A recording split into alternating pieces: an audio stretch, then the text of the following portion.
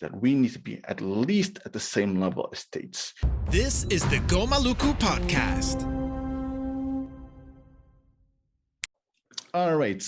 So local communities and Indigenous Peoples platform. That's the what's it called? We call it LSIP. We call it platform.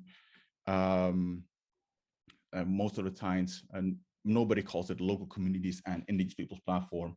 The full name of it is the local communities and Indigenous Peoples platform on traditional knowledge. So let's start with the why, obviously. Like, what was the Indigenous vision for the platform? Quite funny is that actually that Indigenous peoples didn't ask for a platform. At COP21, we got the platform.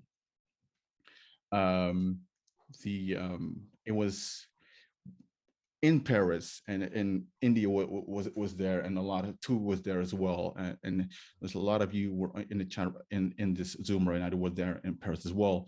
We're going heavy on a lot of things, including the recognition of the rights of Indigenous peoples in Article 2, for example, and human rights in Article 2. So the Paris negotiation went on for like 2 weeks, and almost like in the second week, halfway, and there were like bargaining chips were created, and what we saw, like at the very end of it, that human rights and rights of Indigenous peoples were removed from Article 2, and were, in our view, were reduced to a preamble or reference to the agreement and the decision of the Paris Agreement. And the trade-off was that a platform was created, and the platform was a trade-off by certain states in exchange for not including the rights-based approach. After Paris, I did some asking. I asked some friendly states who was the one that actually proposed this platform, and it's actually one state that wanted to have this platform, and that's that actually wanted to have this platform. So that was a trade-off. Again, we still don't know actually why really they wanted to have this platform, in terms of a unequivocal statement, like this is why I want to see a platform. We haven't heard that from them yet, but we do see them in the negotiations from the platform, the work plan, in the broader UNFCCC context. That they have some kind of a vision that they want to see manifest within the UNFCCC, particularly for local communities and Indigenous peoples, and local and Indigenous communities. So they don't call it Indigenous peoples yet, and the traditional knowledge. So if you think that Indigenous peoples wanted to have this platform, we didn't want it. At least we didn't advocate for it. Like there was a point made in Cancun that there was an idea for a platform, but it's not something that we actually actively negotiated or lobbied states for to be included in the Paris Agreement. We wanted to have this recognition of rights, recognition of sovereignty, recognition of the knowledge. That's what we wanted to have in the Paris Agreement. On the flip side of this platform, there was the states, obviously. Well, his view was, but there were some views from the states of what this platform could be. Three overarching views were voiced in Paris, Marrakesh, and Bonn. So that was in 2015 and 2016, when states and Indigenous people were trying to figure out, like, what is this particular thing that we're looking at. Pyramid form. So a number of member states wanted to see a permanent forum like the UN Permanent Forum on Indigenous Issues that's now in New York, wanted to see that created under the umbrella of the UNFCCC. That's what their idea was. that idea manifested, or what was proposed, because they wanted to see Indigenous peoples have their own conference under the umbrella of the UNFCCC. That's what they wanted to see. Counter to that point, but the other side of the coin from the Indigenous argument would be like, well, you have the Indigenous Peoples constituency, you have the IPO caucus, where you have the Indigenous Peoples caucus. That is the permanent forum. We don't need to have a permanent forum like a bottleneck for Indigenous peoples and Indigenous issues under the UNFCCC. The point that most Indigenous peoples made was, we don't want a catch-all bucket for everything that's Indigenous under the UNFCCC. We want, as Indigenous peoples, as everything is interrelated, all the issues that are under the UNFCCC are have something to do with, are interrelated, interdivide, or connected to one another, then it is up to us to go to all those meetings. And it's not, we don't want a space that is limited to Indigenous peoples, and where only Indigenous peoples can participate in, and that is only reserved for Indigenous peoples, because we want to go everywhere. So that was our argument against this permanent forum. Another proposal that was not put on the table, but actually through conversations, and I see Lisa, like you probably heard that in the meeting in Brussels. You remember that meeting that we had, this informal meeting, and it was voiced that what about an online database of traditional knowledge that Indigenous peoples and local communities, they upload their knowledge, their traditional knowledge, like it's some kind of a recipe, and then they can see, and everyone can use it.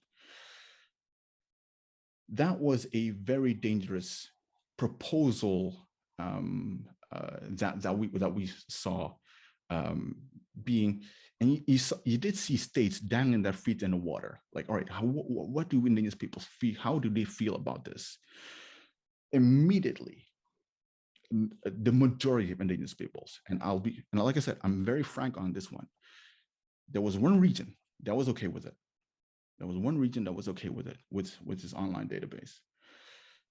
Pacific, Latin America, and Arctic were adamant against it. Like, this is not what we want. If we want to have a platform, we don't want a permanent forum, and we don't want an online database.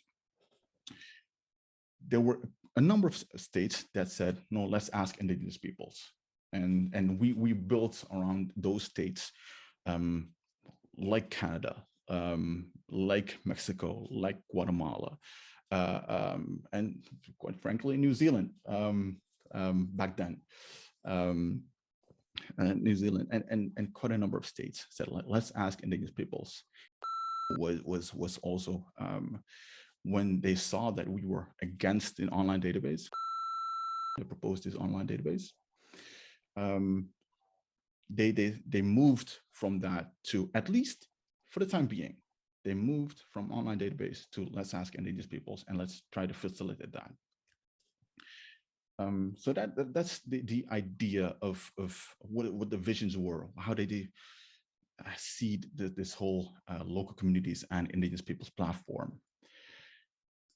So the platform was not created in Marrakesh, was not created in Bonn. It was actually created in Paris Agreement, like we said. It's the decision one of the Paris Agreement, paragraph 135. And it's paragraph 135 talks about two things. One, about the recognition and strengthening of knowledge of Indigenous peoples and local communities. And the second element of that paragraph is to create a platform, establish a platform for the exchange of these experiences. So when this document came into the text, we were not expecting it. We did not expect this particular text to be in the text. We were hoping for human rights. We were hoping for rights of Indigenous peoples in Article 2 of the Paris Agreement. But all of a sudden, we saw this particular paragraph in paragraph 135. So we had to do something with it. paragraph 135 is not the only reference to Indigenous peoples and traditional knowledge within the Paris Agreement. There are 5 explicit references to Indigenous peoples, rights, and knowledge. This is in the decision, obviously, like I said before, it's the establishment of the platform. And then there's the preamble paragraphs that acknowledge that the rights of Indigenous peoples need to be respected, and that Indigenous people need to be mobilized for more ambitious climate action. It's in the preamble. Within any UN document, you have 2 distinct segments. You have the preamble and operative paragraphs. The operative paragraphs are like the instructions, and the preamble is like the context, like it's in the spirit in which the instructions need to be read. Even though the rights of Indigenous peoples are reflected in the preamble, operative trumps preamble. So you cannot take this to the bank, this preamble text. You always want, when it comes to negotiations, when you want to include rights of Indigenous peoples or the knowledge of Indigenous peoples, you want to have references in the operative part. That is the super important part when in any negotiations. And India was there in Glasgow when we were fighting for Article 6 and human rights, and we made it a point that human rights and rights of the peoples need to be in the operative. And Kito was there as well, obviously. Sorry, I saw you. And then there was also this Article 7, paragraph 5, that climate adaptation should be based on science, which includes the knowledge of Indigenous peoples. And there's the one implicit reference to Indigenous rights, paragraph 7, paragraph 2, or Article 7, paragraph 2, which talks about protective rights as an approach to sustainably managed forest, which we use in our arguments to include human rights and the rights of Indigenous peoples in Article 6 negotiations last November in Glasgow. Very relevant to us, what were the Pacific initial views on the purpose of the local communities and Indigenous peoples platform? And there were several submissions made from the Indigenous peoples that were engaging through the Indigenous Peoples Caucus under UNFCCC.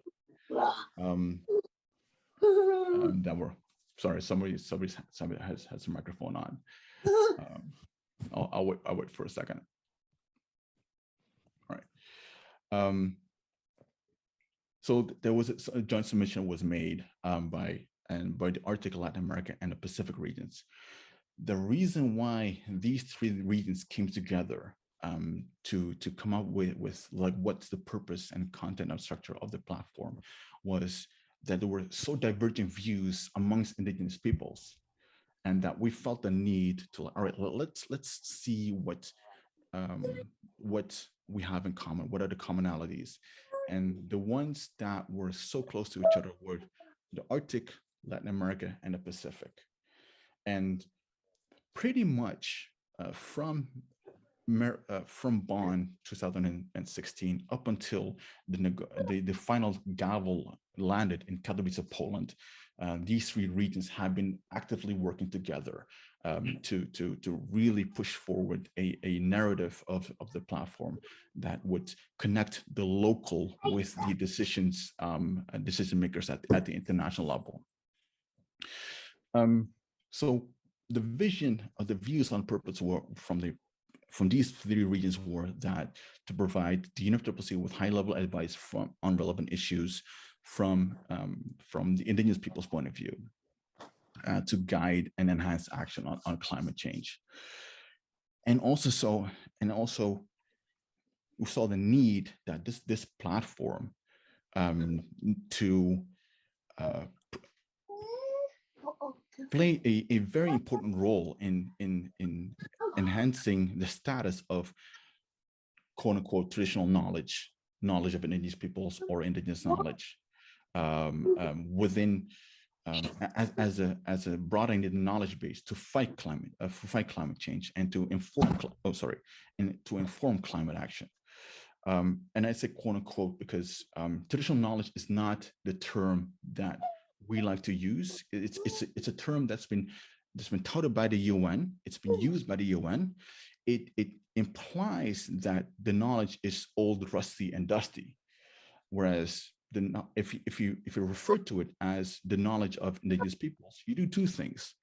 One, you emphasize that that the knowledge is still in development, is still being maintained, and the second thing is that you add the rights element to it. If you say the knowledge of indigenous peoples, contrary to indigenous knowledge. If you say the knowledge of indigenous peoples, they would capture them all. However, the UN, the UNFCCC, CBD, and all their abbreviation within the UN still use traditional knowledge, so we have to run with it in a way. And the idea was to uphold the rights of indigenous peoples and to inform, for example, the NDCs and policies. So the purpose of the platform is threefold. One, to strengthen the knowledge, technologies and practices and efforts of local communities and indigenous peoples. The second one is to facilitate exchange of experiences. So not only between states and indigenous peoples, but also indigenous peoples amongst indigenous peoples, states amongst states, but mostly under the domain of traditional knowledge. And to share best practices and lessons learned. And the other one is to enhance the. I love these background sounds. Actually, I love it. It makes me feel like I'm people all around me and just keep talking. To enhance engagement of local communities and indigenous peoples. So three core purposes of the platform. That's what you have to keep in mind. So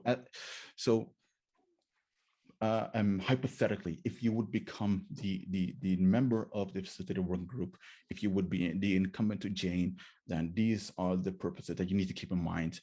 On one hand, and the other hand, obviously, also the Pacific regional priorities for when it comes to climate action, when it comes to climate change. One important part is, and I'm going to just short as well, is the Declaration on the Rights of Indigenous Peoples. How will the implementation align with the rights of indigenous peoples? International law is super important and relevant to an implementation of the activities of the platform. We made it a point in the negotiations from all decisions since Marrakesh, leading up to and during Katowice, Poland, that the UN Declaration on the Rights of Indigenous Peoples needs to be the normative framework. This is what we say. Like this needs to be a framework in which everything is moved. So in the final negotiating text that operationalized the platform, established the Facilitative Working Group, it was included that emphasizing in its entirety the UN Declaration on Rights of Peoples in the context of the implementation of the functions of the platform. One note that I have to make I'm putting my legal hat on this one, is that there's quite a number of indigenous peoples that use this line to say like, hey, to advertise it as a very good thing. It is a good thing. It is a very good thing. However, it is very important to note the devil's in the details. This is what I'm trying to say. If you read in its entirety, and it was added by the delegation of Indonesia at the last minute. And during the negotiations, Indonesia was not really helpful throughout the negotiations. So right before conclusion of negotiations in Katowice, they included these words. What does it mean? In its entirety means, if you add the words in its entirety, it means that by default, the UN Declaration doesn't have to be interpreted holistically, objectively, as a holistic document, but you can cherry pick elements of the declaration. A lot of states emphasize the territorial integrity of states, Article 46 of the Declaration. And whereas our argument is no, the Declaration is all the provisions are interrelated, undivisible, interdependent, and interconnected. So you cannot interpret subjectively the Declaration. So adding these words, it's within the confines of the platform is okay, but as soon as you take it out of the UNFCCC context and you advertise it, it could actually open Pandora's box for Indigenous peoples, as you would invite states that are have a different view of Indigenous sovereignty, for example. You would invite them to cherry pick elements of the Declaration on the Rights of Indigenous People. So this is something that I would like to emphasize as well in this brief explanation, that yes, rights of Indigenous peoples are referenced for the Facilitative Working Group. However, you need to be very careful in reading the lines and what wording they are using. Now it comes to the UNFCCC organizational structure. This is the organizational charts of the UNFCCC, and so you have the COP, the Conference of Parties of the UNFCCC, and which has two subsidiary bodies. So it's the subsidiary body for implementation and subsidiary body for scientific and technological advice. And the Facilitative Working Group, it's answers in a way to the SUBSTA, and it's positioned right here as a within the UNFCCC organizational structure. The Facilitative Working Group answers to the SUBSTA. However, the platform itself, it is structured. It's a body of the convention, so it is not necessarily a subsidiary body of the SUBSTA. It is somewhere in here. I asked the UNFCCC secretary today, like, where does the platform sit within the sector of the UNFCCC? They don't know. They don't have an updated organizational structure yet that can actually pinpoint where the platform is. They can pinpoint where the Facilitative Work Group is, but they cannot pinpoint where the platform is. So I don't know, it's to be continued on that one. What we wanted initially for the platform was obviously to achieve the full realization of the right to participate in decision making, and that Indigenous peoples are bestowed the appropriate consultative and participatory status within the UNFCCC. So what does that mean? It means that to elevate the status of Indigenous peoples to equal to states when it comes to the platform. The whole idea from an Indigenous peoples, from these three regions, Arctic, Latin America, and the Pacific point of view, in the first joint submissions, was to elevate the status of Indigenous people, so that we're not merely NGOs or civil society, but that we are actually rights holders, and that we as custodians of our natural environment, of Mother Earth, the rights holders, that we need to be at least at the same level as states. And when it comes to these climate action negotiation and discussion, so that was the initial view that we wanted to see achieve, the full realization of the right to participate in decision making, which is reflected in Article 18 of the UN Declaration on the Rights of Indigenous Peoples. Balanced membership, that was also a very important part. Equity and equality is not just in status, but also in numbers. And you see that in the composition of the Facilitative Work Group as well, is that we want to have regionally balanced numbers of Indigenous peoples through our own institutions. So not cherry-picked or by the UNFCCC, by SUBSTA or any subsidiary body, but Indigenous peoples affirming the right to self-determination through their own decision-making processes can determine who will represent them in the UNFCCC. That was the initial idea. The regionally balanced number, what that means is the UN itself has 5 regions. Indigenous peoples have 7 regions. So what we said, like, we don't want to reduce our number of regions, Latin America, Pacific, Arctic, Africa, North America, and I'm missing, and Russia. What am I missing? Pacific, Asia. I'm missing one. No, that's 7. So 7 regions. We don't want to reduce or that somebody has to sit on somebody else's lap to be able to complement the 5 of this on the state side. We said no, we want to have 7 maintain or 7 or organization of 7 regions, so that we can represent our own regions. So that's what it says here. Well, 7 seats representing 7 regions in the negotiation table. The compromise was that, because we know that like in negotiations, you aim as high as possible and incrementally you reduce, but maintaining the principle that you want to achieve. In the end, the UN is a club of states.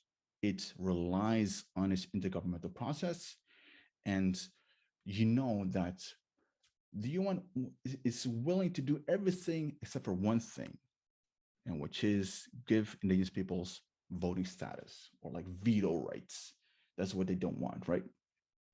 So what we said was, well, as a compromise, at least within the UNFCCC, the platform, the Indigenous peoples will not have voting status, and the Facilitative Working Group members will not have voting status, but it would be the object of all to include their voice in the negotiation and consensus structure, which trickled down into the negotiations as the platform, the Facilitative Working Group now being a non-negotiating body, meaning that every decision has to occur through consensus.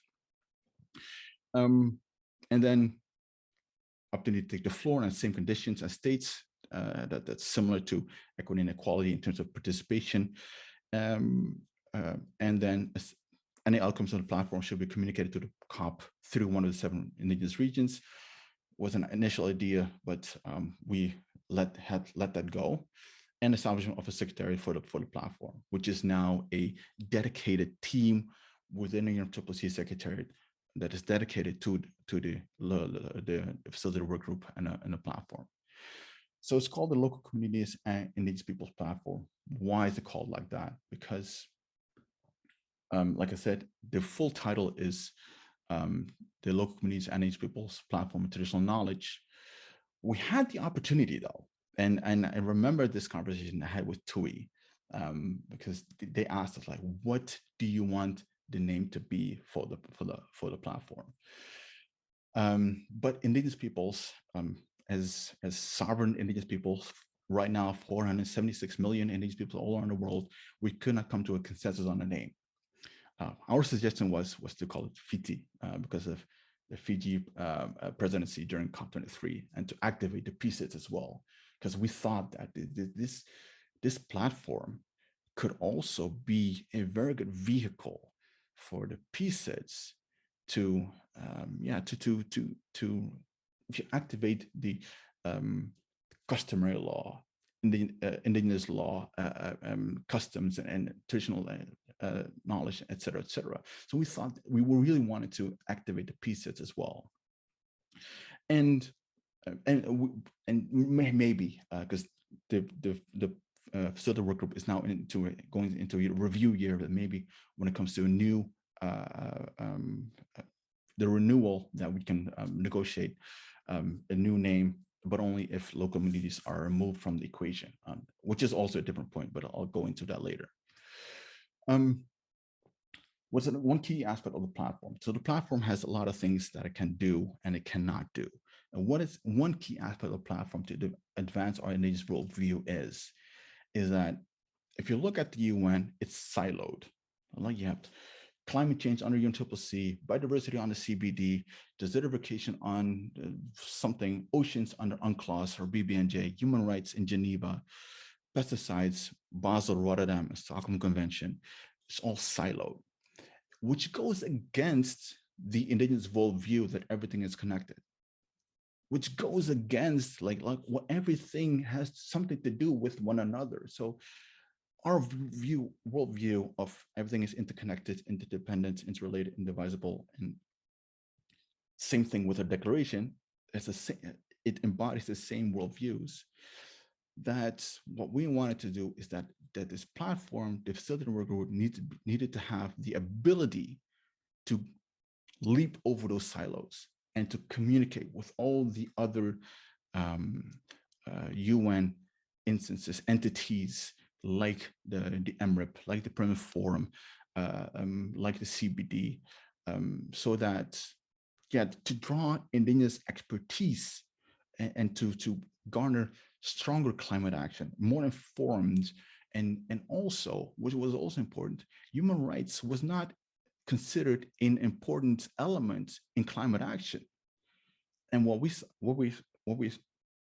decided, what we felt was that drawing all these expertise from all these UN processes that already are familiar with human rights, already familiar with the rights of these peoples, to say like, hey, UNFCCC, you're old, you're way too old on this one, you're late to the game. You need to also step up when it comes to the rights of these peoples. So that is one of the many aspects of the platform, or one of the key aspects of the platform that really can advance our indigenous worldview within or throughout the UNFCCC through this very modality of the to this modality. Full stop. All right, so you have the platform and a facilitated working group. So what is the difference? Like, what is the difference between the two? And even seasoned people, veterans within a movement, still have difficulties explaining that. And the best way that I could describe it is like this. So the platform isn't a physical platform. It is an umbrella on which a range of activities are taking place, and the Facilitative Working Group operationalizes all these activities and by implementing the functions. The best analogy that I could come up with is, if the platform and its activities are bones, the Facilitative Working Group represents the muscles that move it, and that is the difference, and also the distinct roles, I would say, of the platform and the Facilitative Working Group.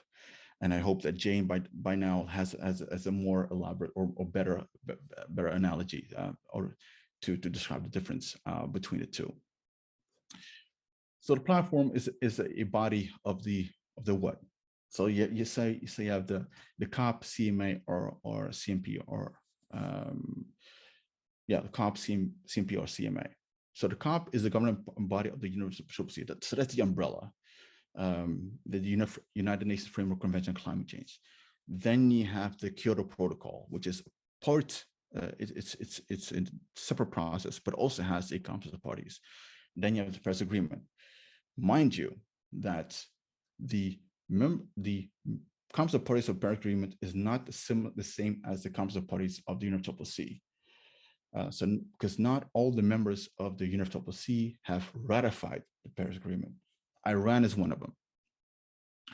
Funny anecdote was during negotiations on Article 6 in Glasgow, was that Iran had a big problem with human rights and the rights of indigenous peoples within the negotiations of Article 6, and everyone was actually saying like, well, there's a problem. We need to negotiate with Iran. And somebody said, well, actually, Iran is not part of the Paris Agreement, so like they can say whatever they want. but their vote is kind of moot because they're not part of the Paris Agreement. And so the platform was established by the Interpretability, so it's a body of the convention. So it's somewhere, according to the Interpretability Secretariat is somewhere in here. So we continue on that one. It was established after numerous negotiations in Bonn, Marrakesh, Brussels. Had a number of you were in those meetings as well. Cochabamba was an important one. Katowice, obviously, and decision 2, CP24, and the final gavel landed on December 8, 2018 in Katowice. And then in this amazing team, Terafatu and Kira and everyone else sang white after the adoption. And there was like a standing ovation, mostly because on that day, the platform was the only positive thing that was going to come out of Katowice. And before yet then the report of the IPCC that was not taken into, was noted, but not taken into account by a number of states. So there was a lot of things went wrong, but this went right. So the adoption, the wise words of Elder Francois Palette, and then Terafatu and everyone else. You saw Tunga. He was singing the song as well. It was great. Tunga is from Nepal, amazing guy. Was singing the Waita as well. So I'm running up now. So when it was established, why is it called the Facilitative Working Group? Like I said, Indigenous peoples didn't want a permanent forum, but a working group as the emphasis should be on activities to ensure that the knowledge and advice from our knowledge holders and communities have a direct link to the COP, to the decision makers. That is the most important part, that we don't have to go through NGOs or go through UN bodies, but our knowledge holders, our communities can inform directly the decision makers at COP. That is the idea. And we don't want to permanent forum because that would be a catch-all bucket. The states, on the other hand, didn't want Indigenous peoples to have a negotiating capacity, as they felt that negotiation should only occur at the COP level and between states. So they included modalities that it would be facilitative and that decision could only be made by consensus, hence the Facilitative Working Group. So the Facilitative Working Group is not a subsidiary body of COP, but it is a subsidiary body of the SUBSTA, so the subsidiary body on scientific and technological advice. Is a constituted body, and a constituted body is bodies that are deemed necessary for the implementation of the convention, and and it provides advice, technical input, and expertise to achieve the ends of the convention and the Paris Agreement. The UNFCCC has in total 16 constituted bodies and 10 work streams. So the FWG is one of the 16. What can the FWG do? Like I said, it has three main functions: exchange of knowledge, capacity for engagement, and climate change policies, which is very elaborate. You know what? I'll just drop this in the chat. Maybe that's a better way for people to. Of course, I can't do this. All right, I'll do this later on. So this is like I said, the three functions.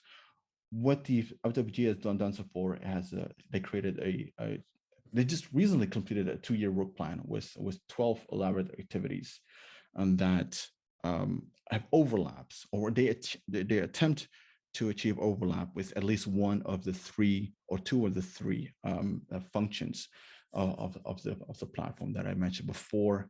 So they're not isolated activities. And what they also attempted was to have an effect on not only on the the local level, but also on the national level or in the regional level. So they were trying to establish that. And this portal that's been created has been created already, and you can see all the activities that has been developed according to the work plan. The initial 2-year work plan of the Facilitative Work Group.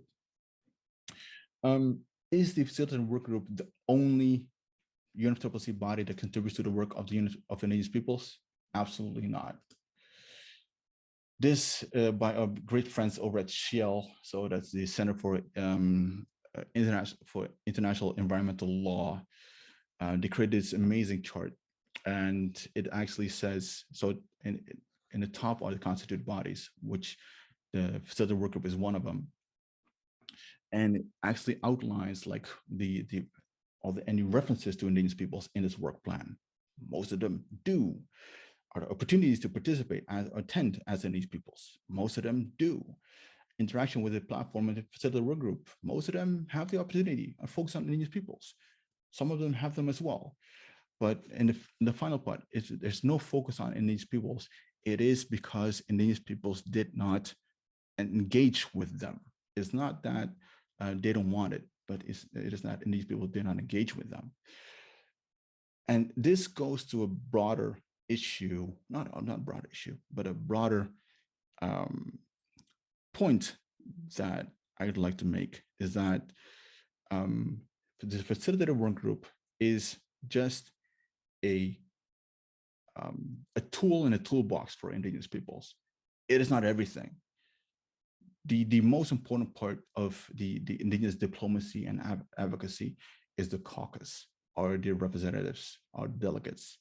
And it is up to us to engage with these constituted bodies, because if we don't engage with these constituted bodies, they don't know that we want to engage with them. So again, what we should prevent is that the Facilitative Work Group becomes the catch-all bucket for everything that's Indigenous, and that we see the Facilitative Work Group as the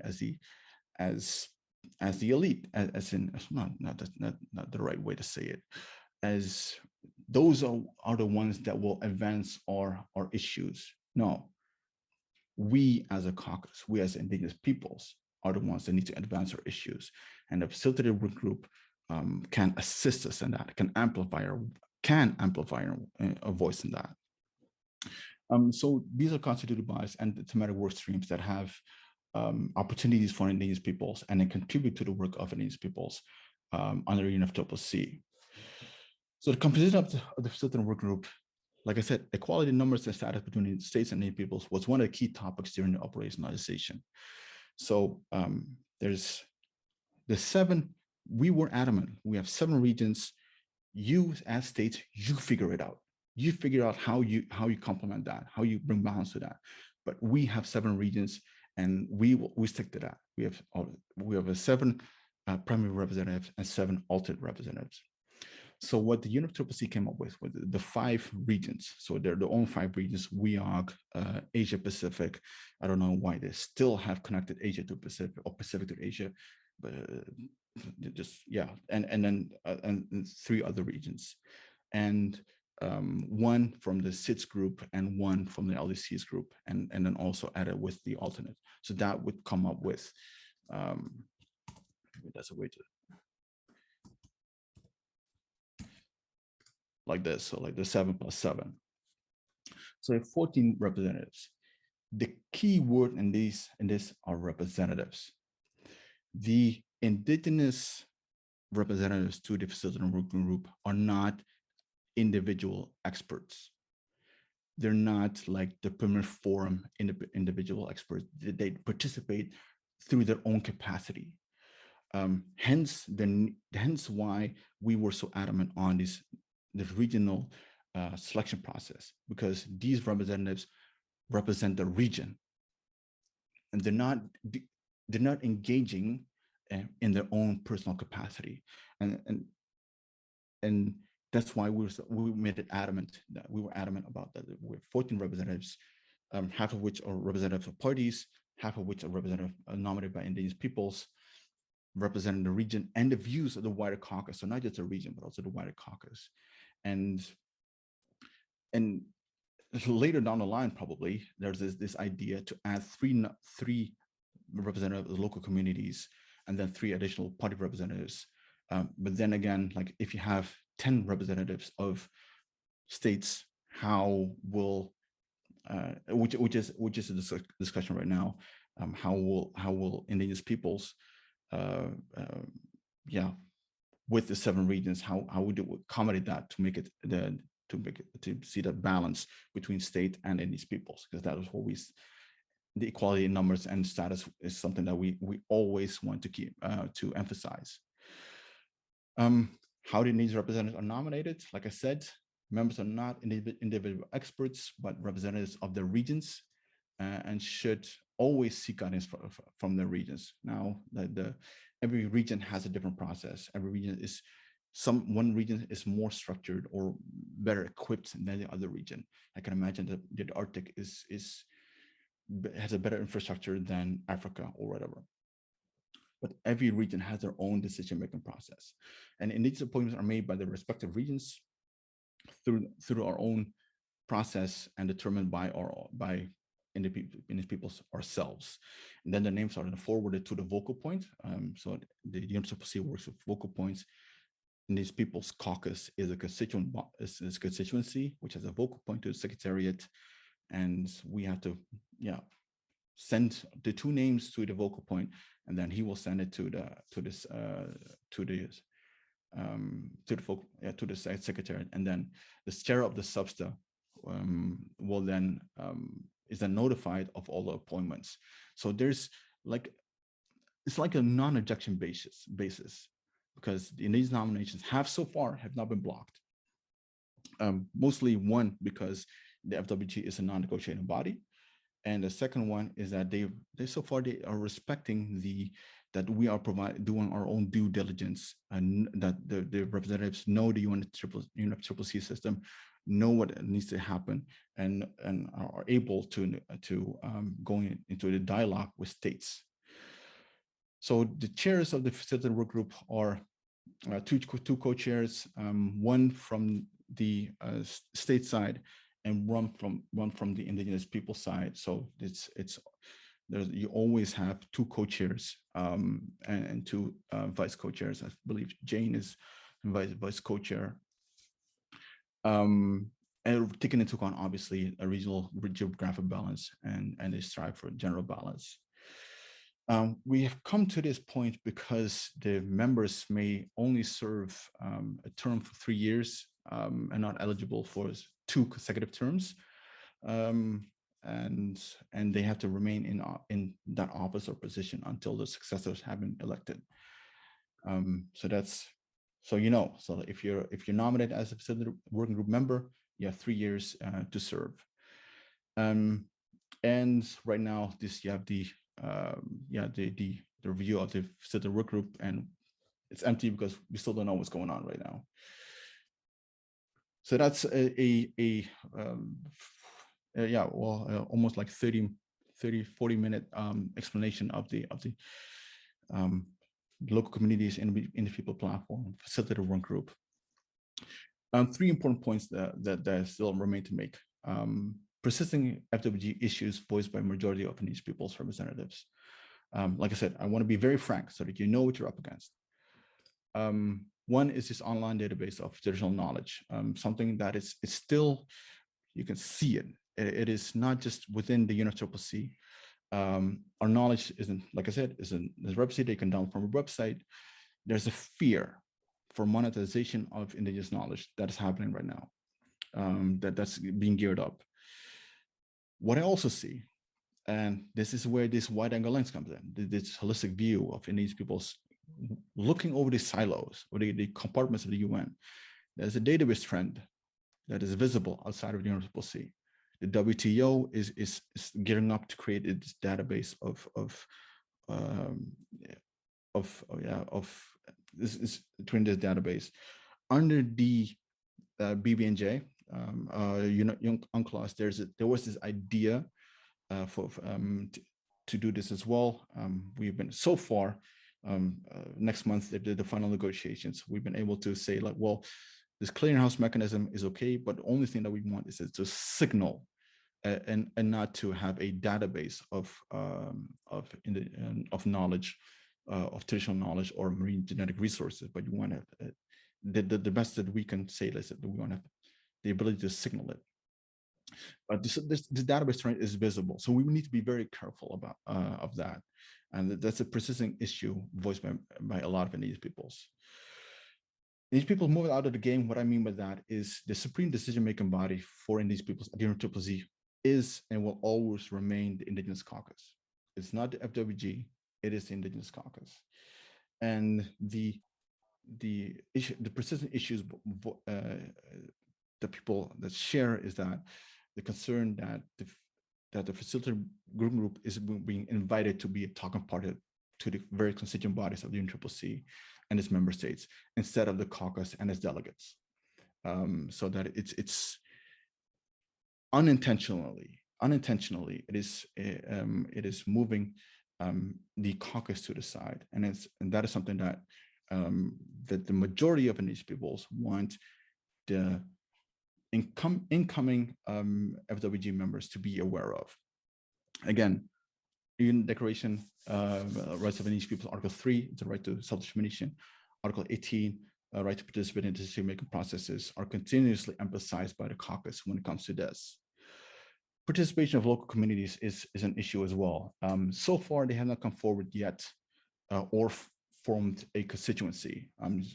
So the UNFCCC is not like the Preamble forum. You can just like buy a ticket and you register yourself and you show up and it's all fun. No, you have to like it's as in these peoples we have to form a constituency, and it's one of the 12 constituencies within the UNFCCC. And we went through a lengthy and necessary process to become the constituency, which took us years. We believe that if local communities, if they decide to show up, they haven't showed up yet. They haven't. That's it.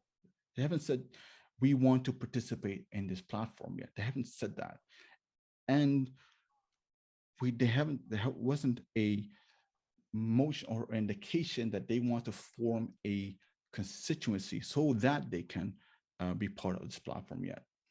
Having said that, they our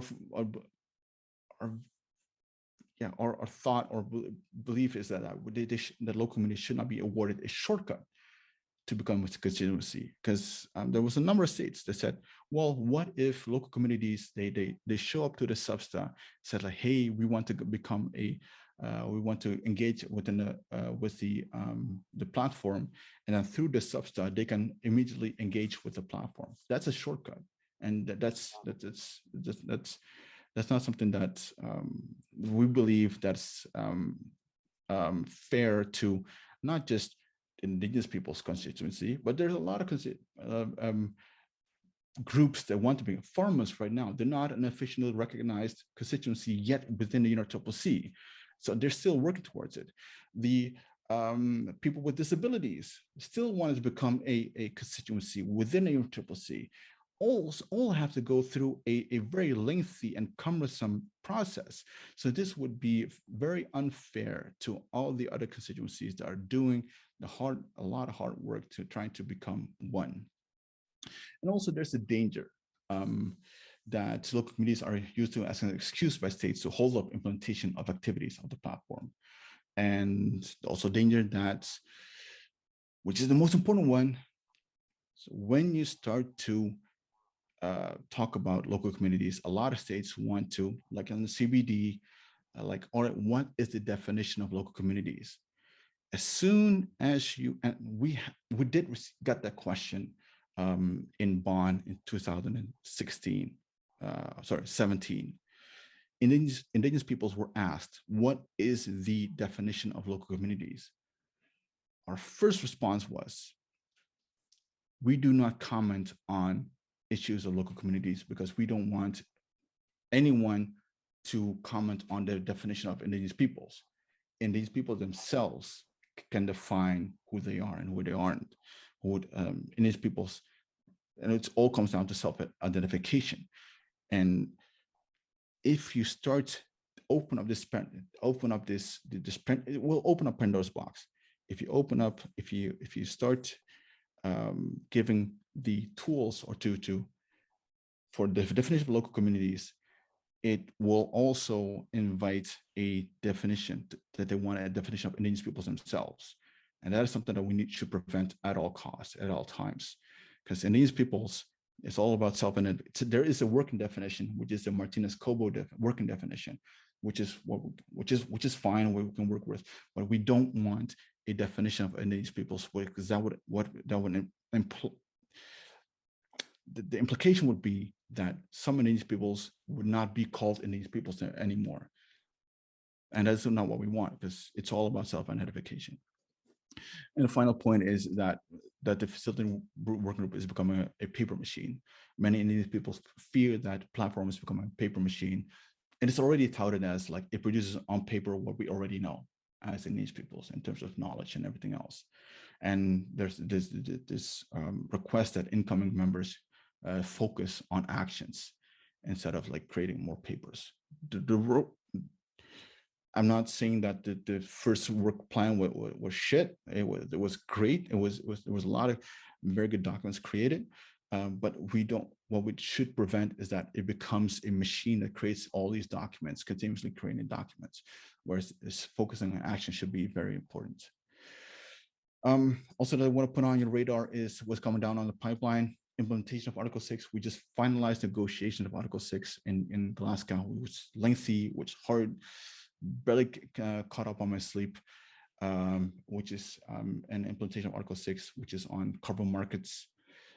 Loss and damage is coming up at COP27 in Egypt, super important. I already shared with my contacts with the PSIDs, like I think at COP27 as Indigenous peoples, like we should definitely go all in on loss and damage and making sure that goes well. And the global stock take of the NDCs is also what's coming up. My friends, I hope you enjoyed this. Please consider to subscribe, to comment, and to share this video on your socials.